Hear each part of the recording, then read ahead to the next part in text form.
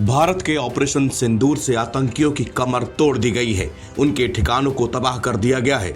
इससे आतंकी बौखलाए हुए हैं। बौखलाएंगे भी क्यों नहीं, अब उनके सिर ढकने के लिए छत भी नहीं बची। इस बार आतंकियों की मदद करने के लिए पाक सरकार और सेना भी 100 बार सोच रही है, क्योंकि अगर अब किसी भी तरह की हरकत हुई तो परिणाम भयंकर होंगे। दूसरी तरफ पाकिस्तान में संदिग्ध परिस्थितियों में आतंकियों की मौत होना जारी है।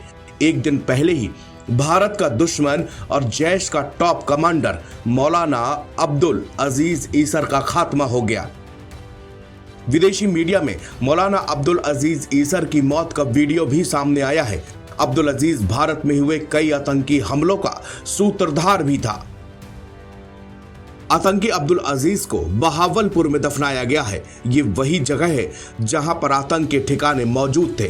भारत ने ऑपरेशन सिंदूर के तहत बहावलपुर में आतंकियों के ठिकानों को ध्वस्त किया था। आतंकी अब्दुल अजीज हाफिज सईद का भी बेहद करीबी माना जाता है। कश्मीर की आतंकी घटनाओं का सूत्रधार भी यही आतंकी था। इसका काम लड़कों को जिहाद के नाम पर आतंकी कैंपों में शामिल करना था। भारत के खिलाफ नफरती भाषण देकर उन युवाओं के मन में भारत के प्रति नफरत पैदा करना था। मौलाना ईसर जैश मोहम्मद के टॉप शीर्ष रणनीतिकारों में से एक था। वो प्लानिंग बनाता था, उनको अंजाम तक कैसे पहुंचाना है इसका पूरा बंदोबस्त भी यही करता था। इसके ऊपर भारत में कई दहशतगर्दी हमलों की साजिश रचने का आरोप है। इसमें 2016 का नागरोटा अटैक भी शामिल है। वह अक्सर पाकिस्तान में भारत विरोधी भाषण देकर कट्टरपंथी भावनाएं भड़काता था। इसके अलावा जैश का कमांडर मौलाना ईसर फंडिंग जुटाने का भी काम देखता था। सरहद पार कैसे दहशतगर्दी का गंदा खेल खेलना है, इसकी प्लानिंग भी आतंकी अब्दुल अजीज के कंधों पर थी। जानकारी के मुताबिक अजीज को इसके पैतृक गांव नूर अशरफ वाला में दफनाया गया है, जो कि बहावलपुर के पास में मौजूद है। अजीज की मौत कैसे हुई, इसकी सटीक जानकारी किसी के पास नहीं है। हार्ट अटैक से उसकी मौत का होने का दावा किया जा रहा है। पाकिस्तानी अधिकारियों ने अभी तक आधिकारिक तौर पर अजीज की मौत को स्वीकार नहीं किया है।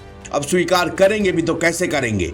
उनको पता है कि आतंकी की मौत को स्वीकार करना अपने गले में सांप लपेटने जैसा है। मौलाना अब्दुल अजीज ने पिछले महीने भारत को धमकी देकर सुर्खियां बटोरी थी। उसने भारत पर हमला करते हुए देश को कई क्षेत्रों में विभाजित करने की गीदड़ भभकी दी थी। भारत ने ऑपरेशन सिंदूर के तहत जिन शहरों में हमले किए थे, उसमें बहावलपुर का जैश मोहम्मद का हेड ऑफिस भी था। ऐसे में अजीज ऑपरेशन सिंदूर के बाद बौखलाया हुआ था। उसकी बौखलाहट ज्यादा दिन चल नहीं पाई, उसकी मौत हो गई है। उसकी मौत कैसे हुई, कब हुई, ये किसी के पास इसकी जानकारी नहीं है। एनबीटी ऑनलाइन की रिपोर्ट।